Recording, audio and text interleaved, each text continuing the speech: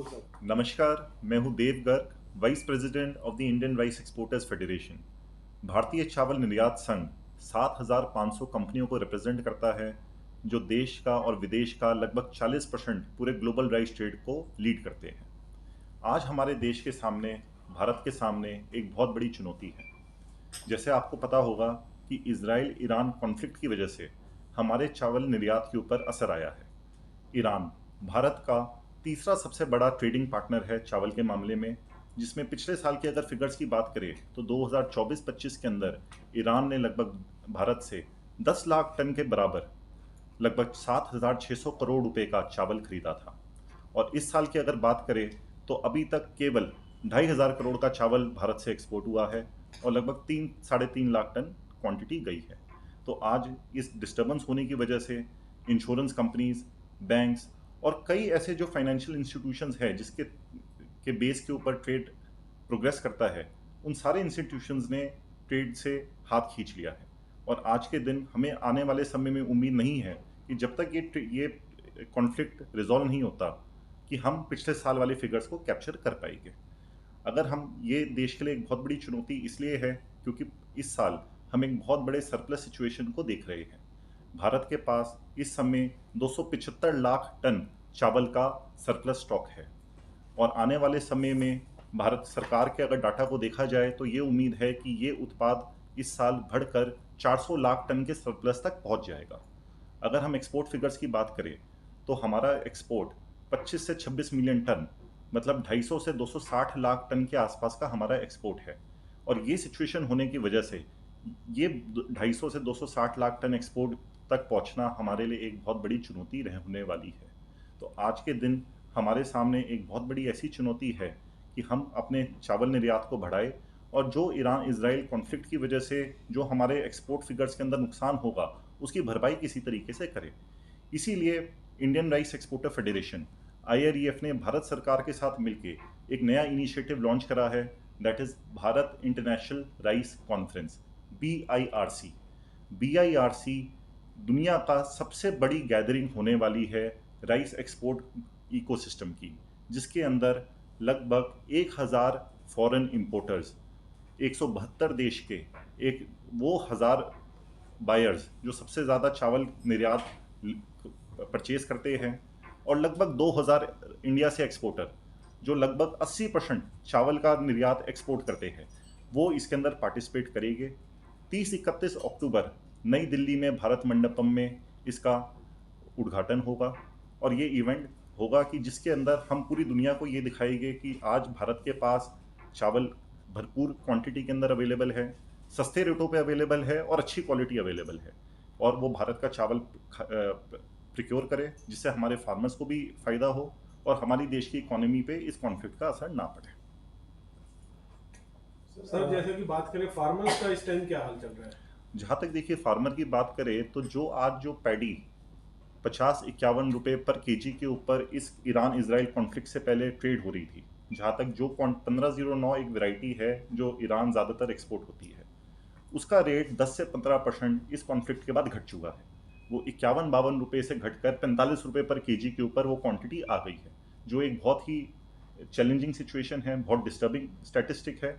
और हमारे फार्मर्स को इसका नुकसान होगा क्योंकि अभी बुआई का सीज़न है। जैसे आपको पता होगा इस समय ज़्यादातर पूरे देश के अंदर धान की बुआई होती है। तो अगर किसान को ये दिखाई देगा कि हमें 1509 वैरायटी के कम भाव मिल रहे हैं, जो एक बासमती की वैरायटी है, तो दूसरी चीज़ों के ऊपर शिफ्ट हो जाएगा, जो एक लॉन्ग टर्म के लिए किसान की रेजिलियंस के लिए बहुत अच्छी बात नहीं है। तो इसके ऊपर हमें बहुत गंभीर विचार करने की ज़रूरत है और सरकार को भी इसका एक सोल्यूशन ढूंढने की इमीडिएट ज़रूरत है। सर अक्टूबर में जो आप इवेंट करने वाले हैं, सरकार की तरफ से क्या आपको बेनिफिट मिलने वाले हैं, क्या सपोर्ट मिल रही है। देखिए, ये हमने सरकार से किसी भी तरीके का कोई बेनिफिट इसके अंदर नहीं सीख करा है। सरकार हमें अपना कई तरीके से सरकार इस इवेंट में हमारे साथ पार्टिसिपेट करेगी। सरकार अपनी तरफ से कई स्टेक होल्डर्स को इनवाइट करेगी, सारा इवेंट का ऑर्गेनाइजेशन के अंदर वो हमें असिस्ट करेगी। बट इस इवेंट की सारी financial liability will be taken by Indian rice exporter federation. आपने कहा पूछिए आपने कहा कि सिर्फ देश की इकोनॉमी की पर पड़े, क्या हमारा देश सिर्फ चावल पे डिपेंडेड है? देखिए, जहाँ तक हम एग्री एक्सपोर्ट्स की बात करें तो पूरे पूरे भारत का एग्री एक्सपोर्ट लगभग 50 मिलियन टन का है।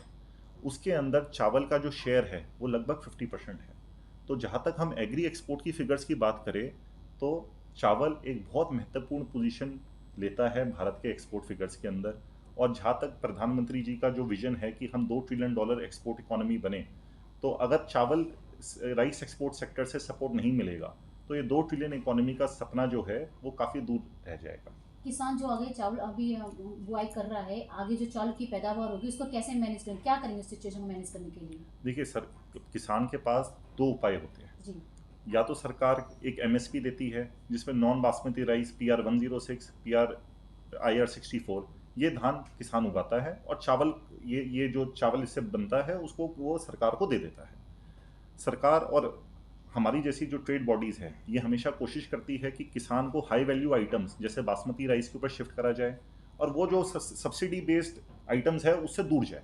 पर आज अगर ईरान इजराइल कॉन्फ्लिक्ट की वजह से बासमती प्राइसेस इतने लो आ चुके हैं कि किसान का जो इंसेंटिव था बासमती उगाने के लिए वो काफ़ी कम हो गया है, तो ये दोबारा किसान को सब्सिडी कल्चर की तरफ वापस भेज देगा। चावल के स्टॉक को बैलेंस करने के लिए आपने क्या प्लान किया? देखिए, चावल को स्टॉक को बैलेंस करने के लिए सरकार ने कई सारे स्टेप्स उठाए हैं। इसमें सबसे पहला स्टेप तो ये उठाया है कि जो एथेनॉल प्रोडक्शन के लिए चावल सप्लाई होता है वो उसका सरकार ने कोटा 54 लाख मीट्रिक टन का दिया है।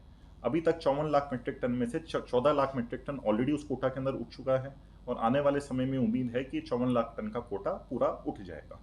उसके अलावा सरकार ने हमारी जैसी ट्रेड बॉडीज़ को बुला के कई सारे हमारे ओपिनियन लिए, जिसके अंदर एक ये भी ओपिनियन निकल के आया कि पिछले 3 साल में भारत सरकार ने राइस के एक्सपोर्ट के ऊपर कई तरीके के रिस्ट्रिक्शंस लगाए थे। पहले एक्सपोर्ट ड्यूटी लगी, उसके बाद MEP लगाई गई, उसके बाद राइस के एक्सपोर्ट को बैन कर दिया गया, जिसकी वजह से जो इंटरनेशनल मार्केट के अंदर भारत के ट्रेडर्स ने, डिस्ट्रीब्यूटर्स ने अपनी एक पकड़ बनाई थी पिछले 20-30 सालों के अंदर, वो हमारे जो कॉम्पिटिटर देश है जैसे पाकिस्तान, थाईलैंड और वियतनाम, इन देशों ने उस स्पेस को कैप्चर कर लिया था। तो इसलिए ये डिसाइड करा गया कि एक मेगा स्केल की एक्सपोर्ट कॉन्फ्रेंस लॉन्च करी जाए और सारे देश विदेश के लोगों को बुलाया जाए और भारत को दोबारा रीइंट्रोड्यूस करा जाए वर्ल्ड मार्केट के सामने। सर, एक सवाल ये भी था कि शिपमेंट्स में दिक्कतें आ रही हैं ईरान इजराइल कॉन्फ्लिक्ट की वजह से, और इसमें इंश्योरेंस भी एक मुद्दा बना है, तो इस पर थोड़ा सा अगर जानकारी। देखिए, आज के दिन एज अ ट्रेड फेडरेशन हम तो सबको यही एडवाइस करेंगे कि वॉर टाइप सिचुएशन के अंदर चाहे इंश्योरेंस हो या कोई भी किसी भी तरीके का एश्योरेंस हो, पर एक हैवी रिस्क की पोजीशन बनी रहती है कि अगर ये कॉन्फ्लिक्ट एस्केलेट होता है तो शायद पेमेंट्स अटकने के बहुत हाई चांसेस होते हैं, जिसमें हमारे ट्रेड को बहुत ज़्यादा नुकसान होगा। तो हमारी एक जनरल एडवाइजरी हमने अपने मेंबर्स को यही दी है कि वो कॉशियस रहे, ईरान एक्सपोर्ट तब तक ना करे जब तक सिचुएशन में वहाँ पे क्लैरिटी नहीं आ जाती, क्योंकि चाहे आपको इंश्योरेंस मिलेगा but prevention is better than cure. आपका माल सप्लाई हो जाए और करोड़ों रुपए का ट्रेड को लॉस हो, उससे बेहतर तो ये है कि एक वेट एंड वॉच गेम देखा जाए। सर, ईरान के साथ में अदर कंट्रीज में भी जो है चावल निर्यात किया जाता है, तो क्या वहाँ से कुछ हेल्प मिलने की उम्मीद है इस बार? देखिए, यही हमारा BIRC का भारत इंटरनेशनल राइस कॉन्फ्रेंस का उद्देश्य है कि जो नुकसान ईरान के एक्सपोर्ट फिगर्स के अंदर होगा इस कॉन्फ्लिक्ट की वजह से, वो हम बाकी देशों के अंदर अपना एक्सपोर्ट बढ़ा के उसकी भरपाई करें। इसी वजह से 172 देशों को इनवाइट करा गया है कि वो BIRC का हिस्सा बने और हम भारत के राइस को उन कंट्रीज़ के अंदर ज़्यादा से ज़्यादा पुश कर सकें। भारत का स्थान किस नंबर पे पड़ता है सर, अगर चावल निर्यात की हम बात करें खास? अगर चावल निर्यात की बात करें तो भारत पिछले 20 साल से नंबर 1 पोजीशन पे रहा है, पर पिछले 3 साल के अंदर जैसे मैंने आपको बताया कि सरकार ने कई तरीके के रिस्ट्रिक्शंस राइस एक्सपोर्ट पे लगाए। पहले MEP लगाई गई, एक्सपोर्ट ड्यूटी लगाई गई और फिर चावल निर्यात को बैन भी करा गया। उस वजह से भारत ने अपनी ये टॉप पोजीशन खो दी गई है, और आज के दिन वियतनाम और थाईलैंड जैसे देशों ने भारत को ओवरटेक कर लिया है, और पाकिस्तान भी हमसे बहुत पीछे नहीं है। पाकिस्तान भी जल्दी ही भारत को ओवरटेक कर लेगा अगर अब ढंग से मेजर सरकार ने नहीं लिए तो। प्रधानमंत्री जी मेक इन इंडिया की बात कर रही हैं, ऐसे में तो चावल निर्यात को आपने बताया कि बैन भी कर दिया गया, तो क्या कुछ उम्मीद लगती है आगे आने वाले समय में? देखिए, जो चावल निर्यात के पॉलिसी डिसीजंस है उसके पीछे काफ़ी कॉम्प्लेक्स रीज़न होते हैं। जो चावल निर्यात बैन करा गया उस समय ये उम्मीद थी कि भारत के अंदर एक चावल की स्केर्सिटी हो जाएगी, कमी हो जाएगी, जिस वजह से भारत चावल एक्सपोर्ट को बैन करा गया। पर जब हमने ये देखा कि ये पॉलिसी डिसीजन जो इसकी उम्मीद करी गई थी, इंटेंशन बहुत अच्छी थी बट रिजल्ट इतना अच्छा नहीं आया, क्योंकि आज के दिन हमारे पास 275 लाख टन का सरप्लस है। तो इसलिए आने वाले समय में हम उम्मीद करेंगे कि सरकार ज़्यादा विजडम के साथ वर्क करेगी और एक ऑन ग्राउंड सिचुएशन को देख के अपनी पॉलिसी एडजस्ट करेगी। ज़्यादातर कंट्री इजराइल के समर्थन में है। अगर भविष्य में ईरान के साथ हमारा इंपोर्ट एक्सपोर्ट बंद होता है तो क्या प्रभाव पड़ेगा देश में? देखिए, जैसे मैंने आपको बताया कि ईरान भारत का दूसरा या तीसरे नंबर पे सबसे ज़्यादा चावल निर्यात उसके साथ खरीदने बंद वाला होता देश है। तो ईरान पे अगर असर पड़ता है तो लॉन्ग टर्म इसका असर भारत के एक्सपोर्ट फिगर्स के ऊपर तो आएगा ही आएगा। और एकदम से ये 7,000 करोड़ का जो हमारा बायर है, इसको अगले दूसरे कंट्रीज के अंदर रिप्लेस करना एक बहुत बड़ी चुनौती होगी। इसी चुनौती को हम दूर करने की कोशिश कर रहे हैं अलग अलग इनिशिएटिव्स लेके। रिप्लेस क्या हो सकता है आपके आइडिया से ईरान का? कौन सी कंट्री रिप्लेस? देखिए, अगर हम ईरान की बात करें तो ईरान ज़्यादातर 1509 बासमती सेला परचेज करता है। जो और कंट्रीज जैसे इराक, सऊदी अरब, जो सिमिलर क्वालिटी परचेज करते हैं, बट वो ऑलरेडी भारत से काफ़ी मात्रा के अंदर चावल खरीद रहे हैं। तो ये पूरी की पूरी क्वांटिटी तो वहाँ पे भरपाई करना बहुत मुश्किल होगा। इसलिए हमने एक दो कंट्री को टारगेट ना करके हर कंट्री को टारगेट करा है कि जहाँ जिस कंट्री से जितना सपोर्ट हमें मिल पाएगा, है ना, चाहे छोटा छोटा सपोर्ट भी मिले, बूंद बूंद करके हम इस सागर को भरेंगे। इसकी मार्केटिंग प्लानिंग क्या है आपकी? देखिए, सबसे पहला तो जो भारत इंटरनेशनल राइस कॉन्फ्रेंस है वही इसकी सबसे पहला मार्केट प्लान है कि जहाँ पे हम सारे देश के बायर्स को बुलाएंगे, जो टॉप 1000 बायर्स है। आज तक किसी भी राइस कॉन्फ्रेंस के अंदर 1000 बड़े बायर इकट्ठे नहीं हुए हैं। आपने सुना होगा कि छोटी छोटी कॉन्फ्रेंसेस के अंदर तो कई तरीके के विजिटर्स आते हैं, बट वो सारे रिटेल विजिटर होते हैं। पर ये जो 1000 बायर आएंगे, ये सब 500 करोड़ प्लस के बायर्स हैं, जो साल के अंदर 500 करोड़ प्लस का माल खरीदते हैं। तो अपने में ही एक बहुत बड़ी गैदरिंग है। तो अगर हम टोटल क्वांटिटी की बात करें तो एक सिंगल रूफ के अंदर 50,000 करोड़ का चावल खरीदने वाली कम्युनिटी एक साथ इकट्ठी हो रही है। तो इसके सामने हम उनको अश्योर करेंगे कि भारत के पास अप्रोप्रिएट स्टॉक है, अच्छी क्वालिटी है और सस्ते रेट है, और गवर्नमेंट की तरफ से भी आने वाले समय में सपोर्ट रहने वाला है। तो यही आज हमारा मार्केटिंग प्लान है, जिससे हम भारत के चावल को इंटरनेशनल मार्केट में पुश करेंगे।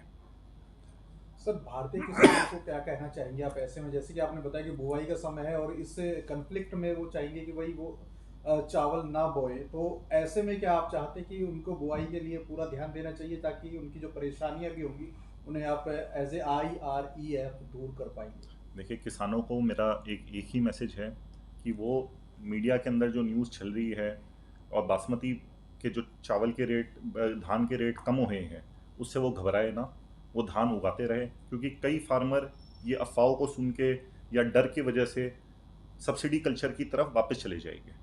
तो मार्केट के अंदर आने वाले समय में हमें उम्मीद है कि 1509 या बासमती की जो पैडी है उसकी अवेलेबिलिटी पिछले साल के मुताबिक काफ़ी कम रहने वाली है। तो अगर कोई लॉस ईरान इजराइल कॉन्फ्लिक्ट की वजह से रेट्स के अंदर आज देखने को हमें मिल रहा है, कम क्वांटिटी पैदावार होने की वजह से ये नुकसान की भरपाई आने वाले सीजन तक हो जाएगी। तो किसान को कोई भी नुकसान नहीं होगा। तो वो सब्सिडी कल्चर की तरफ वापस ना जाए और बासमती धान को जो पहले उगाता था आज भी उगाए। सर, भंडारण की अभी क्या सिचुएशन है? जैसे फूड क्रॉप देखिए, आज के दिन जो FCI की लेटेस्ट फिगर्स है उसमें 275 लाख मीट्रिक टन का हमारे पास सरप्लस स्टॉक है बफर स्टॉक के ऊपर, और आने वाले नवंबर तक ये उम्मीद है कि बफर स्टॉक से जो सरप्लस है हमारा वो 275 लाख मीट्रिक टन से बढ़कर 400 लाख मीट्रिक टन तक पहुंच जाएगा। सर, FCI के गोदामों में खासकर जब गेहूं की अगर हम बात करें तो उसको कई बार बताया जाता है कि सही तरह से ना रखने के कारण वो खराब हो जाता है। तो क्या ऐसा हो सकता है कि चावल के साथ भी कुछ इस तरह की बात हो?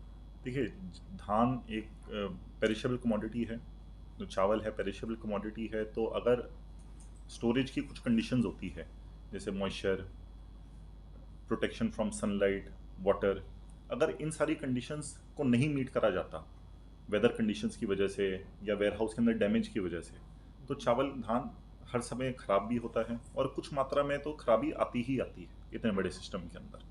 तो पर चावल के अंदर हमने देखा है कि FCI का सिस्टम काफ़ी रोबस्ट है, और पिछले कई सालों में FCI ने अपने सिस्टम्स एंड प्रोसीजर्स को काफ़ी इंप्रूव करा है, जिसकी वजह से ये जो फूड वेस्टेज है वो काफ़ी मिनिमाइज हो चुकी है।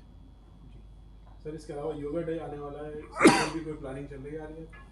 देखिए, योगा डे पे तो हम सबको यही कहेंगे, चावल खाइए, है ना, योगा करिए, है ना, हेल्थ बढ़ाइए। तो इवेंट भी ऑर्गेनाइज कर रहे हैं? नहीं, इवेंट अभी हमारा ध्यान इजराइल के ऊपर है ना, वही हमारे को योगा करने के लिए बहुत काफ़ी है। Thank you sir. Thank you.